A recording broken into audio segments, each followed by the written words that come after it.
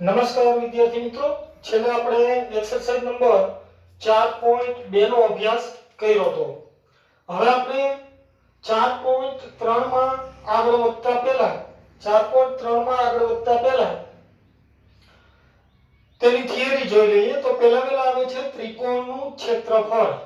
તો તમને ત્રિકોણના શિરોબિંદુઓ આપેલા હોય તો એનું ક્ષેત્રફળ કેવી રીતે મેળવવું એ આપણે નિશ્ચયકની મદદથી કેવી રીતે મેળવવું એ આપણે શીખીશું.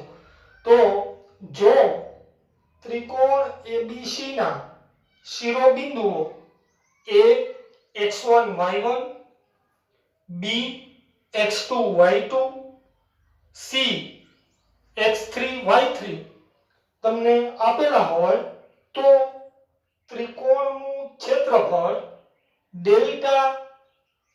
ડેલ્ટા બરાબર એટલે કે ત્રિકોણનું ક્ષેત્રફળ ડેલ્ટા બરાબર 1/2 મોડ્યુલસ ઓફ ડી થાય. આ સંકેત મોડ્યુલસનો છે, માનાંકનો છે. મોડ્યુલસ ઓફ ડી થાય તો ડી ની કિંમત કેવી લેવાની? તો કે ડી બરાબર x1 y1 1. અહીંયા x1 અને y1 તમને આપેલા હોય તે અહીંયા શિરોબિંદુ બીજું આપેલું હોય x2 y2 1, ત્રીજું શિરોબિંદુ x3 y3 1. આને તમે ઉપર નીચે ગમે ત્યાં લખી શકો. આ સ્તંભ 1 1 1 જ રહેશે. આ x2 y2 ને અહીંયા લખો, x1 y1 ને અહીંયા લખો તો કોઈ ફેર પડશે નહીં. શા માટે ફેર નહીં પડે? તો કે ત્રિકોણ આપણે નિશ્ચયકનો ગુણધર્મ શીખી ગયા કે નિશ્ચયકની બે હાથ અથવા તો સ્તંભની અદલાબદલી કરો તો મૂલ્ય નિશાનીમાં બદલાય, પણ અહીંયા માનાંક છે એટલે છેલ્લે તો કેવું આવશે? ધન. આ સિવાય તમે ધોરણ 10 માં પણ ત્રિકોણનું ક્ષેત્રફળ યાદ કરો. ત્રિકોણનું ક્ષેત્રફળ બરાબર 1/2 માનાંકની અંદર x2 x1 y2 y3 એવું એક સૂત્ર, લેન્ધી સૂત્ર એક શીખી ગયા હતા. આ એનું જ નિશ્ચયકનું સ્વરૂપ છે. તો અહીંયા માનાંક એટલા માટે લેવામાં આવે છે કે આ નિશ્ચયકનું મૂલ્ય ધન પણ મળે, ઋણ પણ મળે, પણ ક્ષેત્રફળ હંમેશા ધન હોય. તેથી અહીંયા આપણે માનાંક લઈએ છીએ. તો પહેલો મુદ્દો કે અહીંયા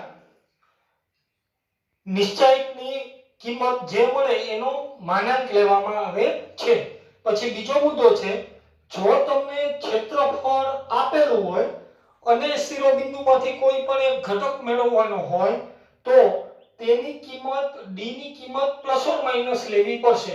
તો આપણે એ ઉદાહરણમાં જોશું કે કેવી રીતે પ્લસ ઓર માઈનસ લેવાય.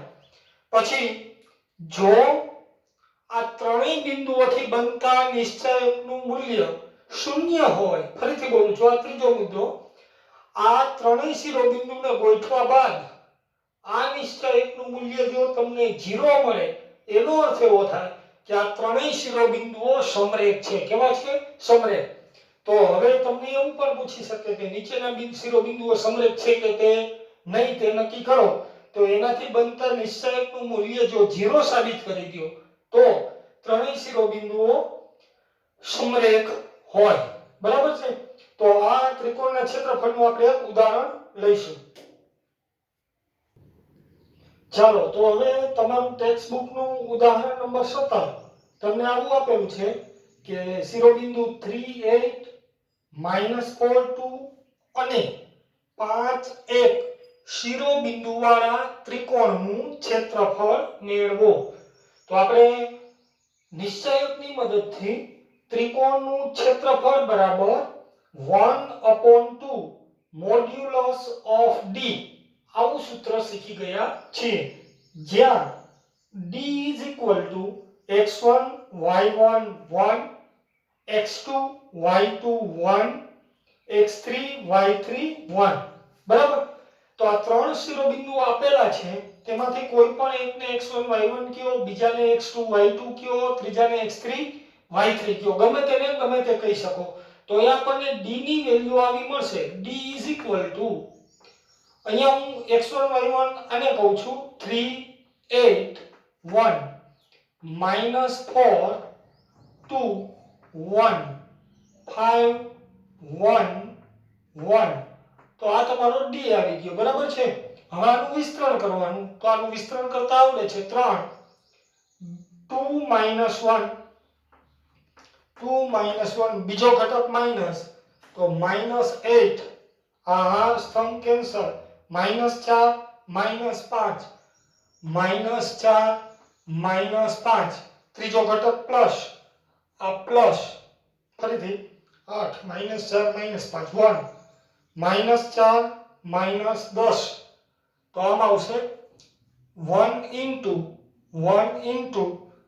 -4 multiplied by 1 એટલે -4 -2 multiplied by 5 એટલે -10 તો તમારો જવાબ આવો આવશે ઇઝ ઇક્વલ ટુ 2 માંથી 1 જાય 1 એટલે 3 -4 -5 એટલે -9 -9 ગુણ્યા -8 એટલે +72 -4 -10 એટલે -14 તો આ થશે -14 કારણ કે એને ગુણ્યા 1 છે તો ફાઇનલ જવાબ આપણો આવો આવશે કે 61 આ તમારો ફાઇનલ જવાબ છે તો હવે ત્રિકોણનું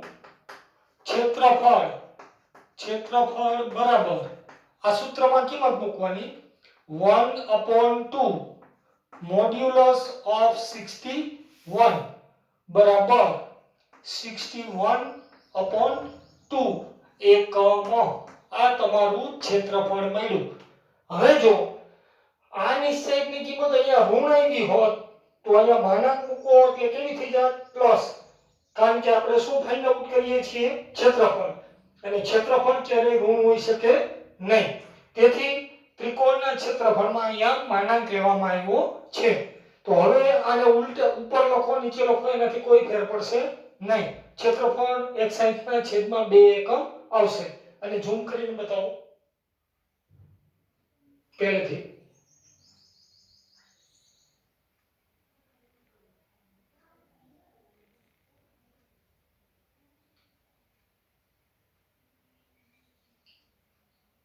બરાબર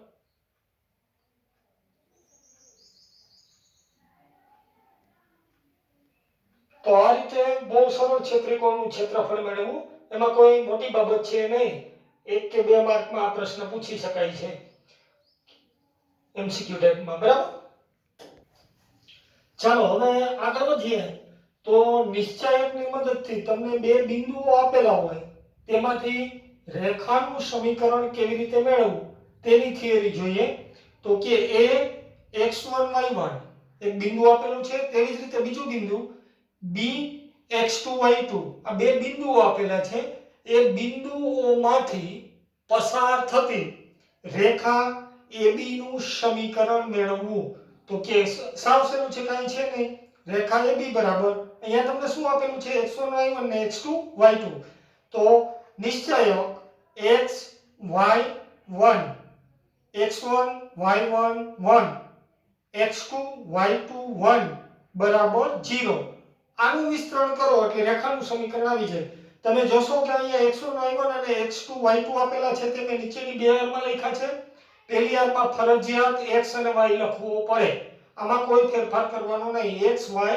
1 આ બંને બિંદુઓ ઉપર નીચે ગમે તેમ લખી શકો અહીંયા લખો અને અહીંયા લખો કોઈ ફેર પડે નહીં તો આના બરાબર 0 લઈ અને આનું વિસ્તરણ કરો એટલે બે ભિન્ન બિંદુમાંથી પસાર થતી રેખાનું તમને સમીકરણ મળે એ આપણે હમણાં જ ઉદાહરણમાં જોઈશું ફરીથી આને ઝૂમ કરીને બતાવો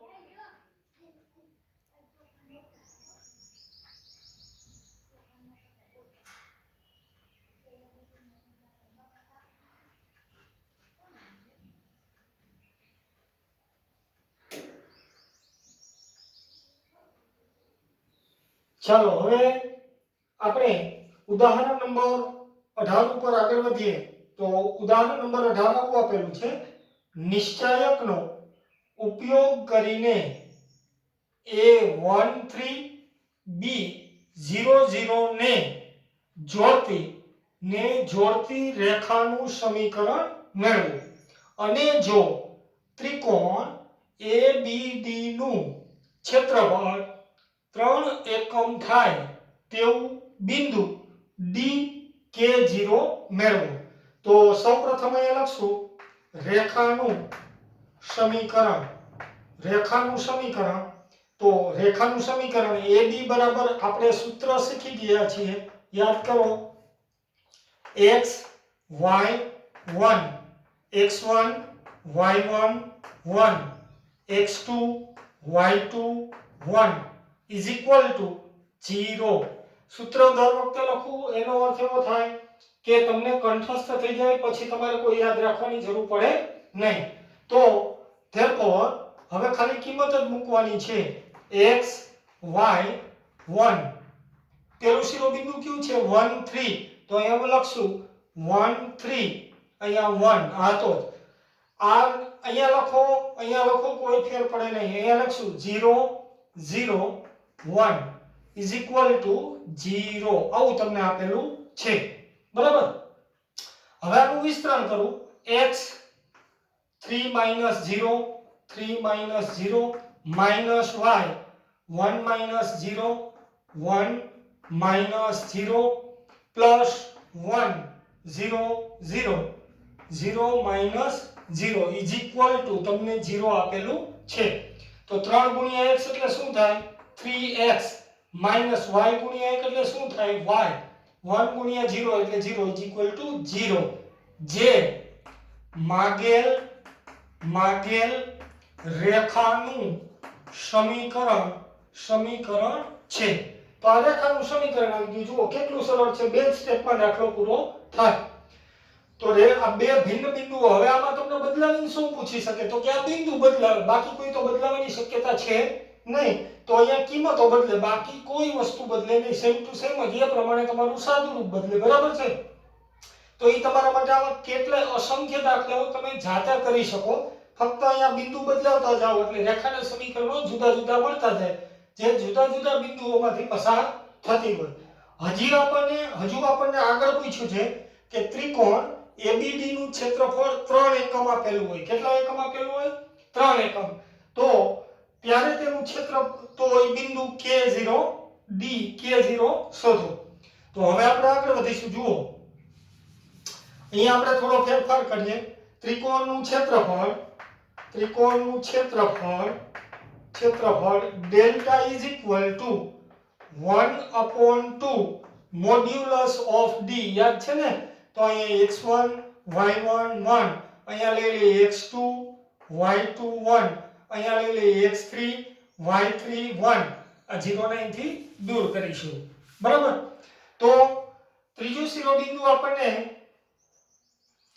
હવે ત્રણ શિરોબિંદુની કિંમત મૂકી. અહીંયા 1 3 મૂકેલા છે, xy ની જગ્યાએ હું k0 મૂકી દઈશ. ત્રીજું શિરોબિંદુ એડ કરવાનું છે. તો અહીંયા હું લખીશ k અને અહીંયા લખીશ 0, બરાબર. પરંતુ એનું ક્ષેત્રફળ કેટલા એકમ આપેલું છે 3 એકમ. તો ડેલ્ટા ની કિંમત 3 આપેલી છે, તો અહીંયા હું મૂકી દઈશ 3. પણ યાદ કરો 3 ધન પણ હોઈ શકે અને ઋણ પણ હોઈ શકે. એટલે કે જ્યારે ક્ષેત્રફળ તમને રેડીમેડ આપેલું હોય ત્યારે અહીંયા કિંમત તમારે શું લેવાની છે ±3, બરાબર. તો અહીંયા ±3 મૂકવાના. હવે ફરીથી આનું સાદુરૂપ આપણે આપીશું.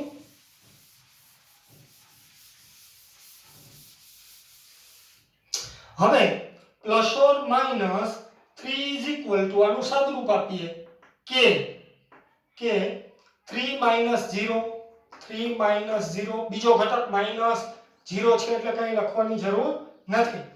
તો કે ત્રીજો ઘટક +1 0 - 0 એટલે 0 - 0 આ 0 થશે. તો આના બરાબર તો આમ આવશે k * 3 એટલે શું આવશે 3k બરાબર ±3. તો k ઇઝ ઇક્વલ ટુ ±1 કિંમત તમને મળી. તો હજુ આપણી પાસે અહીંયા બે આના ગુણાકારમાં સતત ચાલુ છે. અહીંયા 1/2 કન્ટિન્યુ હતા, તો અહીંયા લખવા પડે આપણે 1/2, અહીંયા પણ લખવા પડે 1/2. તો અહીંયા પણ લખવા પડે આપણે 1/2. તો અહીંયા આપણી ફાઇનલ કિંમત આવશે ±2. તો આ ત્રીજું શિરોબિંદુ K2 20 પણ હોઈ શકે અને -20 પણ હોઈ શકે। તો આમ આપણને શિરોબિંદુ ક્ષેત્રફળ આપેલું હોય તો ત્રીજા શિરોબિંદુના યામ ફાઇન્ડ આઉટ કરતા પણ આવડી ગયા। અને ઝૂમ કરીને બતાવો।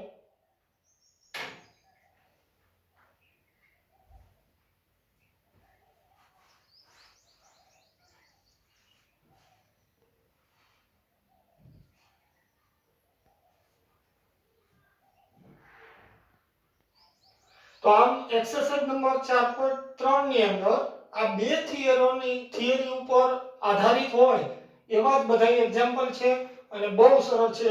એક પણ એક્ઝામ્પલમાં કંઈ છે નહીં, તમે સરળતાથી દાખલા કરી શકો। બરાબર?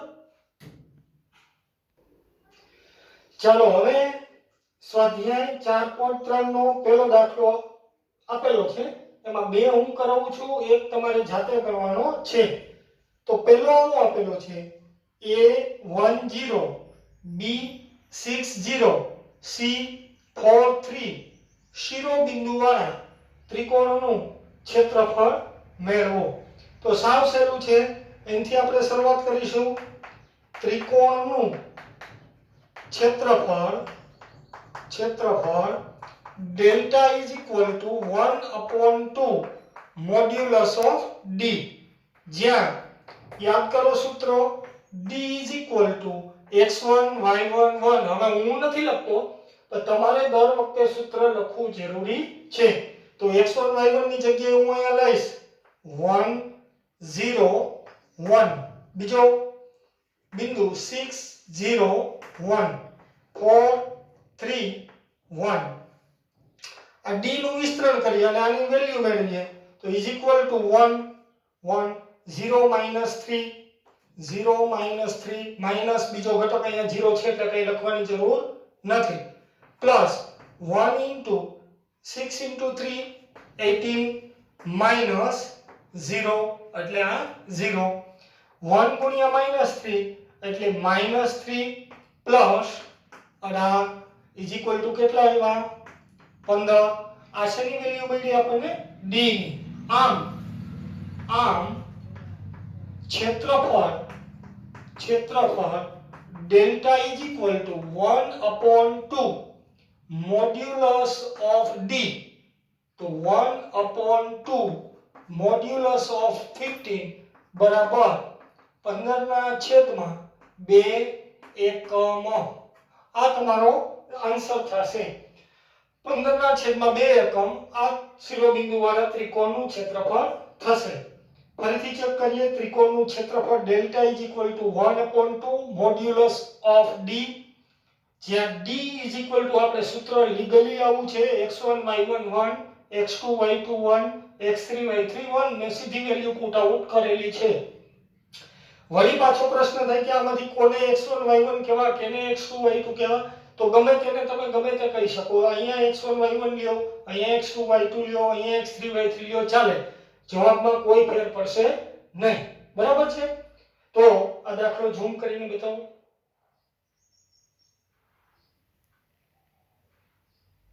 તમને જે અહીંયા બોર્ડ ઉપર એક્ઝામ્પલ કરાવવામાં આવે છે એ ઓછામાં ઓછા 2 કે 3 વખત સોલ્વ કરજો, જેથી તમને આ દાખલા સરળતાથી યાદ રહી જાય। કંઈ છે નહીં, રોકડા માર્ક વાળા દાખલા છે। બરાબર? ચાલો હવે પહેલા દાખલાના બીજા વિકલ્પ ઉપર આપણે આગળ વધીએ। તો તેમાં તમને આવું આપેલું છે કે શિરોબિંદુ A27 B11 C108 શિરોબિંદુ વાળા ત્રિકોણનું ક્ષેત્રફળ મેળવો। તો આગળ ઉપર આપણે સૂત્ર શીખી ગયા હતા કે ત્રિકોણનું ક્ષેત્રફળ delta is equal to 1/2 modulus of d, જ્યાં d બરાબર x1 y1 1 x2 y2 1 x3 y3 1। જે હું નથી લખતો, તમારે લખવાનું છે, હું સીધી વેલ્યુ પુટ આઉટ કરીશ। તો આને આપણે x1 y1 કહીએ તો અહીંયા આપણે શું વેલ્યુ મૂકવી પડે 271 1 1 1 10 8 1। તો હવે d ની વેલ્યુ ફાઇન્ડ આઉટ કરીએ તો ઇઝ ઇક્વલ ટુ આ 2 1 - 8 1 - 8 -7 1 minus 10 1 minus 10 plus 1 1 8 minus 10 8 minus 10 એકદમ સરળ દાખલા છે, કાંઈ છે નહીં.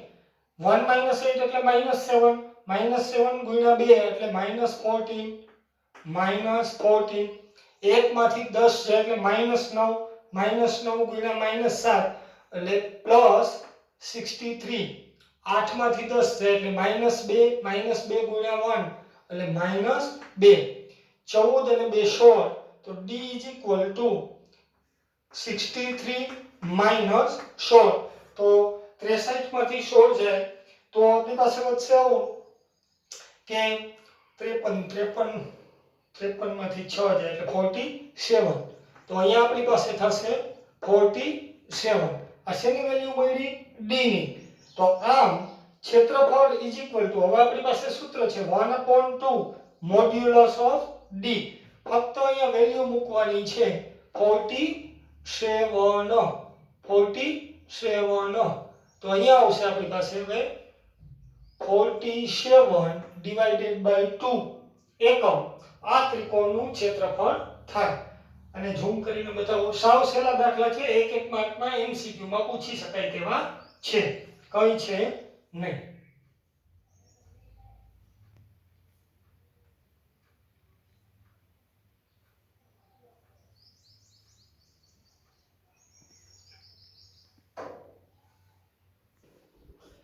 હવે દાખલા પહેલાનો ત્રીજો વિકલ્પ તમારે જાતે કરવાનો છે અને આવડી જાય તેવો છે, એકદમ સરળ છે, કાંઈ છે નહીં. હવે દાખલા 2 ઉપર આગળ વધીએ તો આવું કીધું છે સાબિત કરો કે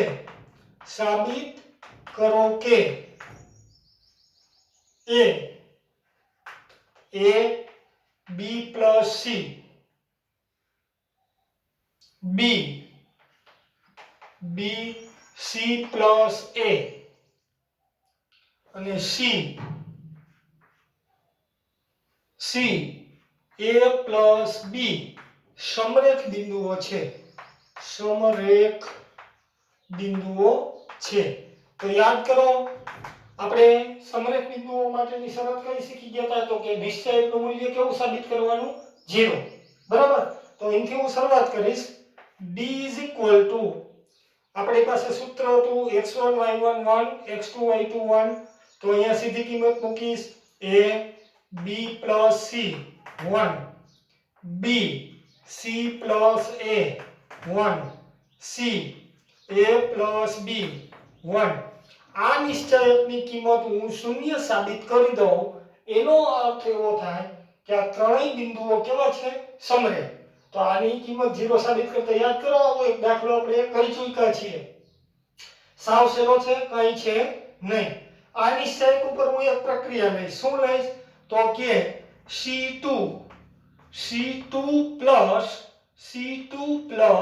C1 પહેલી કોલમને બીજી કોલમમાં એડ કરું છું તો આની અસર કેવી આવશે તો કેવી આવશે a b c અહીંયા શું હતું b plus c શું આવ્યું a તો અહીંયા શું થશે a plus b plus c અહીંયા પણ a plus b plus c અહીંયા પણ a plus b plus c 1 1 1 ત્રીજા સ્તંભમાં આપણે કંઈ પણ પ્રોસેસ લીધી નથી બરાબર.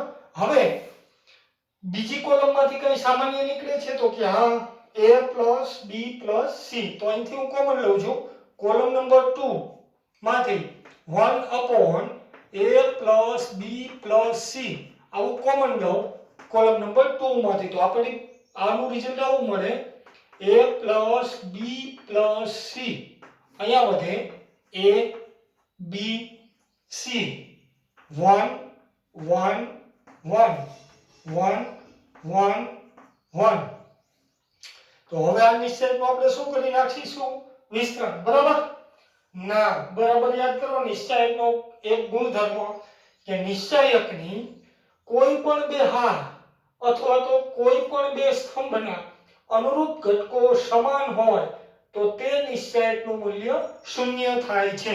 તો આના બરાબર તો આપણે આવી રીતે લખી શકીએ a plus b plus c into 0 કારણમાં લખાય c2 is equal to c3 column number 2 અને 3 કેવા છે સમાન તો is equal to કેવા આવ્યા 0 તો d is equal to value કેવી મળી 0 તો therefore તેથી a b c સમરેખ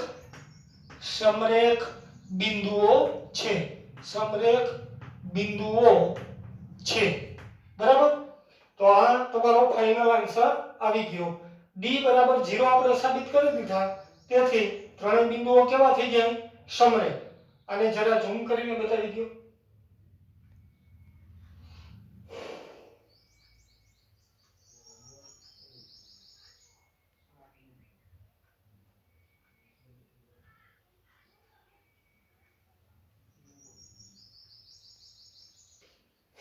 હવે બીજા દાખલા પછી ત્રીજો દાખલો સારો છે અને દર વખતે પૂછાય તેવો છે તો ત્રીજો દાખલો હું તમને હોમવર્કમાં આપું છું ઉદાહરણ નંબર મેં 18 તમને કરાવ્યું એના ઉપરનો દાખલો છે કે શોધવાનો છે અને આવો જ દર વખતે પૂછાય છે તો ત્રીજો દાખલો હું તમને હોમવર્કમાં આપું છું ફરજિયાત કરવાનો છે ન આવડે તો મને કહેજો કોમેન્ટ સેક્શનમાં લખીને તો હું ત્રીજો દાખલો ફરીથી કરાવીશ ચોથો દાખલો છે કે નિશ્ચયકનો ઉપયોગ કરીને 1 2 અને 3 6 ને જોડતી રેખાનું સમીકરણ મેળવો તો આપણે રેખાનું સમીકરણ મેળવવા માટેનું સૂત્ર યાદ કરો કે નિશ્ચયક x y 1 x1 y1 1 x2 y2 1 બરાબર 0 આના ઉપરથી આપણે રેખાનું સમીકરણ મેળવતા હતા તો હવે કઈ નહીં આને x1 y1 કયો આ બિંદુને x2 y2 કયો તો ઇમ્પ્લાઇઝ ધેટ આપણને આમ મળશે x y1 x y1 1 2 1 3 6 1 is equal to 0 આનું વિસ્તરણ કરીએ તો x અહીંયા થશે 2 6 2 6 minus y 1 3 1 3 plus 1 6 6 is equal to 0 2 માંથી 6 જાય -4 એને ગુણ્યા x -2 એટલે પ્લસ 2y આ પ્લસ 0 is equal to 0 તો આ રેખાનું સમીકરણ મળી ગયું આ બે ભિન્ન બિંદુમાંથી પસાર થતી રેખાનું સમીકરણ -4x + 2y is equal to 0 આને તમે આમ પણ લખી શકો કે 2x is equal to y આનું સાદુરૂપ આપો અને આ સાઈડ લઈ જાઓ તો આમ થાય 2x is equal to y બંને સાઈડ બે વડે ભાગાકાર કર્યો છે 2x is equal to y અથવા તો આને આમ પણ લખી શકો કે 2x - y is equal to 0 ત્રણેય જવાબ સાચા છે આ જવાબ પણ સાચો છે હવે ચોથા દાખલાનો બીજો વિકલ્પ ખાલી બિંદુ ફેરવેલા છે અહીંયા 3 1 અને 9 3 અહીંયા છે 3 1 અને અહીંયા છે 9 3 તો તમારે દાખલામાં બીજો કોઈ ફેરફાર કરવાનો નથી અહીંયા 9 1 એટલે સોરી 3 1 અને 9 3 મૂકીને સાદુરૂપ આપો એટલે ચોથાનો બીજો વિકલ્પ તમારો પૂરો થઈ જશે તો અહીંયા આપણને લીગલી આમ આપેલું હતું 1 2 અને 3 6 તો હવે ચોથાનો બીજો વિકલ્પ પણ તમને જાતે આવડે જે હું તમને હોમવર્કમાં આપું છું અને ઝૂમ કરીને બતાવો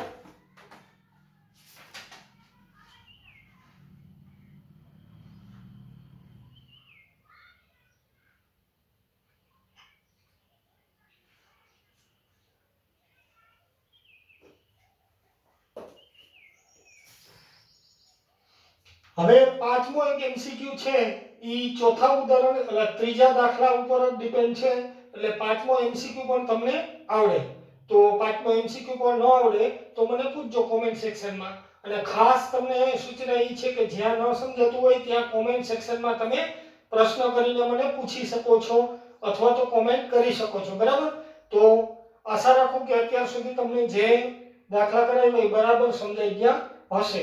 તો આગળ ઉપર હવે આપણે સહઅવયવ અને ઉપનિશ્ચય વિશે શીખવાના છીએ. તો આવતીકાલે એના લેક્ચરમાં હું તમને થિયરી ઉપર અભ્યાસ કરાવીશ. આજે આપણે અહીંયા સુધી રાખીશું. ખાસ યાદ રાખજો, તમારો નવરાશનો સમય જે ફ્રી સમય છે અને 2 થી 3 વખત લખીને પાકું કરવાનું. અને આગળ આપણે શ્રેણિક ચેપ્ટર ચલાવી ચૂક્યા છીએ, એની 2 થી 3 વખત પ્રેક્ટિસ કરી લેજો, જેથી કરીને આગળ ઉપર આપણે આ 2 ચેપ્ટરને આપણે ક્યારેય અડવા પૂરતું રહીએ નહીં. તો આજે આપણે અહીંયા સુધી રાખીશું.